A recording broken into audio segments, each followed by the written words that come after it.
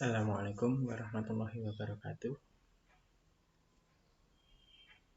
Pada kesempatan kali ini kita akan melanjutkan materi yang sudah kita bahas minggu kemarin, yaitu tentang macam-macam alam gaib yang berhubungan dengan hari kiamat.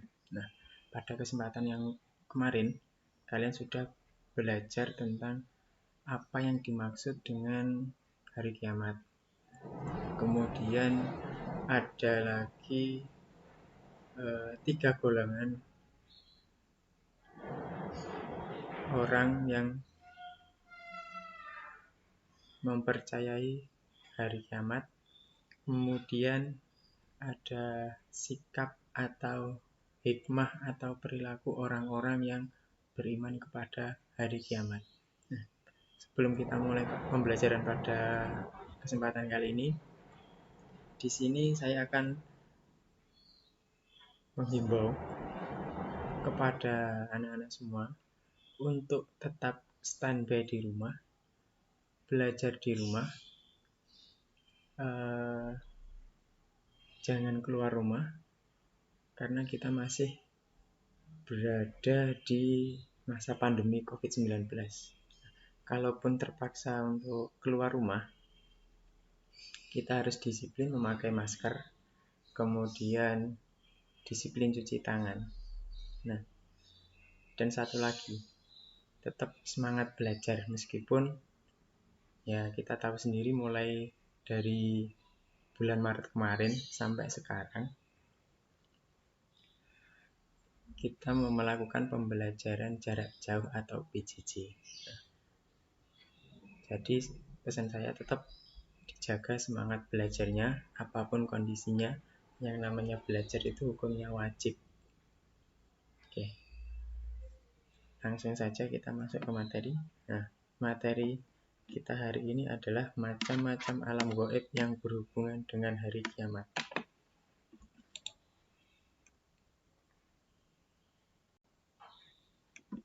Nah, kompetensi dasar. Jadi pada kesempatan kali ini kompetensi dasar yang kalian capai adalah kalian memahami peristiwa-peristiwa alam gaib yang berhubungan dengan hari akhir atau hari kiamat, yaitu ada alam barzah, ada yaumul ba'ats, ada yaumul hisab, ada yaumul mizan, ada yaumul jaza, ada sirat, ada surga dan neraka. Kurang lebih di sini ada 7 atau 8. Nah, ada 8 proses peristiwa-peristiwa alam gaib yang berhubungan dengan hari kiamat. Oke, ini target pembelajaran kita hari ini. Kita masuk ke materi pada kesempatan kali ini, yaitu alam-alam gaib yang berhubungan dengan hari kiamat. Nah, nanti ketika hari kiamat terjadi, kemudian apakah setelah terjadi selesai itu sudah perjalanan kita? Ternyata tidak. Masih ada beberapa tahap, ada beberapa step yang harus dilewati oleh manusia. Dan ini semua makhluk pasti akan melewati step by stepnya. Nah, kurang lebih ada 7 atau 8 step. Yang pertama yaitu alam barzah. Nah, alam barzah yaitu alam kubur, tempat manusia meninggal dunia. Nah, ini bisa dibilang alam transit. Nah, transit mulai dari alam dunia, kemudian meninggal, sebelum ke alam akhirat, dia nanti akan mampir dulu ke alam barzah. Alam barzah atau alam kubur. Nah, di sini kita nanti akan bertemu dengan 2 malaikat, yaitu malaikat Mungkar dan Nakir. Ya. Nah, di alam kubur, bagi mereka-mereka yang berakhlak baik, beramal soleh, ya. Nah, itu nanti ketika di alam kubur, mereka akan ditampakkan keindahan, akan ditampakkan kesejukan, seperti gambaran-gambaran nanti di surga itu seperti apa, kenikmatannya itu seperti apa. itu bagi mereka orang-orang yang ahli surga. Jadi ibarat itu seperti mimpi indah, enak. Nah, ini bagi orang-orang yang ahli surga. Ketika meninggal di alam kubur, dia akan diberikan gambaran-gambaran kenikmatan yang ada di surga. Nah, jadi seperti mimpi indah, prakroso. Nanti ketika kita bangun, kita nanti langsung dikumpulkan di padang mahsyar. Dan juga ketika di alam kubur, bagi ahli neraka, mereka akan ditampakkan siksaan dan penderitaan sesuai dengan amal perbuatan tentunya.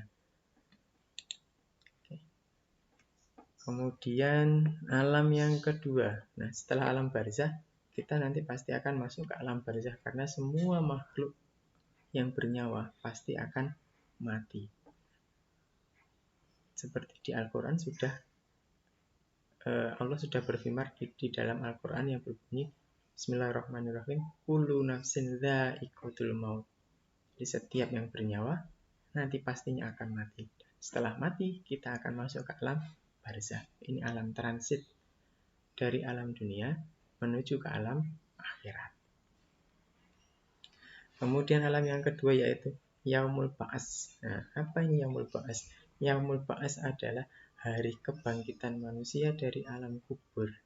Nah, setelah kita melewati alam barzah, tiba saatnya nanti semua makhluk mulai dari Nabi Adam sampai manusia yang terakhir, semua makhluk akan dibangkitkan oleh Allah dengan bentuk yang utuh seperti sedia kala. Nah, kemudian untuk apa dibangunkan? Nah, ketika nanti kita dibangunkan, ini kita persiapan. Nah, siap-siap. Siap-siap kemana? Kita nanti akan dikumpulkan di alam barzah. Nah, jadi setelah kita masuk ke alam barzah, kemudian kita nanti akan dibangkitkan. Nah, proses kebangkitan manusia ini ya yang dinamakan dengan Yaumul Ba'as. Yaumul Ba'as atau hari kebangkitan manusia dari alam kubur. Nah, nanti setelah semuanya dibangkitkan, kemudian nanti akan digiring ke suatu tempat. Di suatu padang yang luas, yaitu namanya padang mahsyar. Nah, kita masuk ke alam yang ketiga. Nah, setelah alam barzah, kemudian Yaumul Ba'as, berikutnya Yaumul Hasyar. Nah, Yaumul Hasyar. Tadi hari kebangkitan itu namanya Yaumul Ba'as. Nah, setelah bangkit, nanti manusia akan digiring menuju ke padang mahsyar. Nah, ketika di padang mahsyar inilah namanya Yaumul Hasyar, yaitu hari digiringnya manusia ke padang mahsyar setelah dibangkitkan dari kubur. Nah, setelah semuanya dibangkitkan, kemudian akan dikumpulkan di padang mahsyar, mulai Nabi Adam sampai manusia yang terakhir. Nah, di padang mahsyar inilah nanti semuanya akan berlomba-lomba mencari syafaat. Siapa yang bisa memberi syafaat? Yaitu syafaatnya Nabi Muhammad. Nah, ketika di alam barzah, ketika di Yaumul Hasyar, di padang mahsyar, itu nanti manusia akan dikumpulkan sesuai dengan kelompoknya masing-masing. Nah, sesuai dengan amal perbuatannya. Yang jelek berkumpul dengan yang jelek, yang baik berkumpul dengan yang baik. Nah, itu. Kemudian nomor 4, yaitu Yaumul Hisab. Nah, setelah manusia dikumpulkan di padang mahsyar, setelah itu kita akan siap-siap memasuki fase berikutnya, yaitu Yaumul Hisab, yaitu hari penghitungan amal. Nah, bagaimana caranya? Nah, ini yang bagaimana?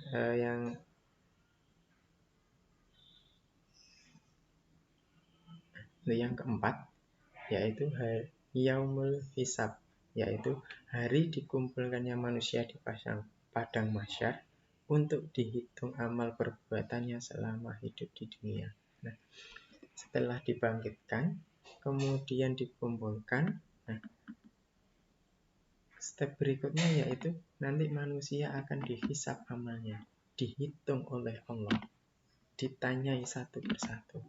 Nah, di sini digambarkan semua anggota tubuh akan berbicara sendiri tanpa disuruh dan tanpa ditanyai. Nah, mulut kita terkunci, semua anggota badan kita, tangan kita, kaki kita, mata kita, telinga kita itu nanti akan bersaksi semua, dihisab amal. Apakah nanti tangan yang kita punya ini digunakan untuk perbuatan yang baik atau buruk? Nanti semuanya akan bersaksi. Kalau mulut mungkin masih bisa berbohong, tapi ketika tangan, kaki, semua anggota tubuh kita ini bersaksi, tidak ada yang bisa berbohong. Nah,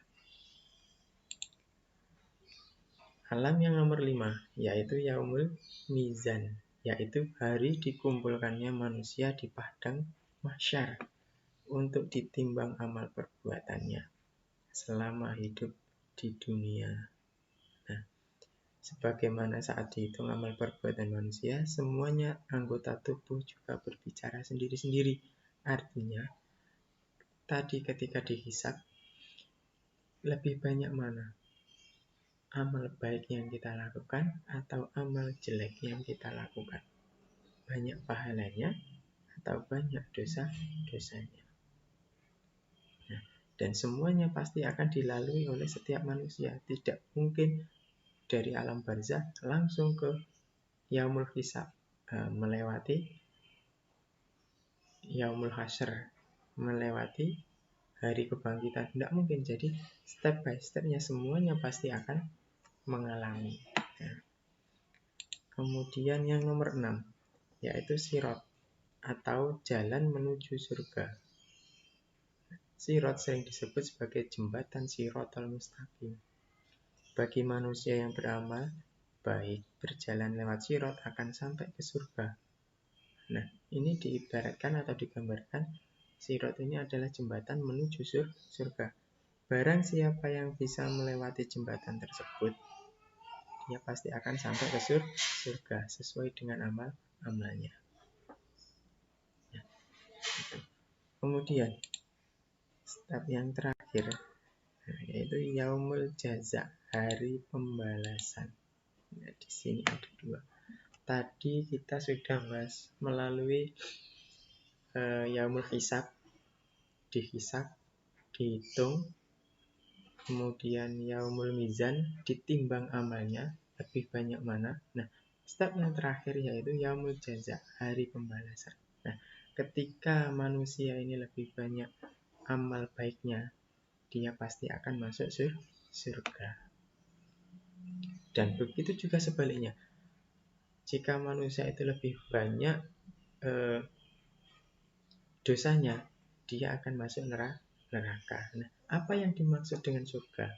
Surga adalah sebutan sebuah tempat yang penuh kenikmatan dan kebahagiaan di hari akhir. Surga disediakan bagi orang-orang yang takwa kepada Allah. Ini adalah balasan orang-orang yang beriman. Balasan bagi orang-orang yang bertakwa. Kemudian yang kedua, neraka. Apa itu neraka? Neraka adalah sebutan sebuah tempat yang penuh penderitaan dan siksaan di hari akhir. Neraka diperuntukkan bagi orang-orang yang durhaka dan mengingkari hukum-hukum Allah. Nah, di sini adalah tempat siksa. Ibarat pakaian. Kita ini sebagai orang muslim, itu nanti kita pasti akan masuk surga. Ketika kita wafat, ketika kita mati itu dengan membawa iman. Nah, tapi kita harus mampir dulu ke neraka. Ini seperti pakaian. Sebelum bersih, sebelum pakaian kotor, sebelum dibersihkan dia harus masuk mesin cuci dulu. Nah, ini ibaratnya. Jadi dibersihkan dulu di situ. Kalau orang itu dosanya banyak, dia juga akan lama di neraka.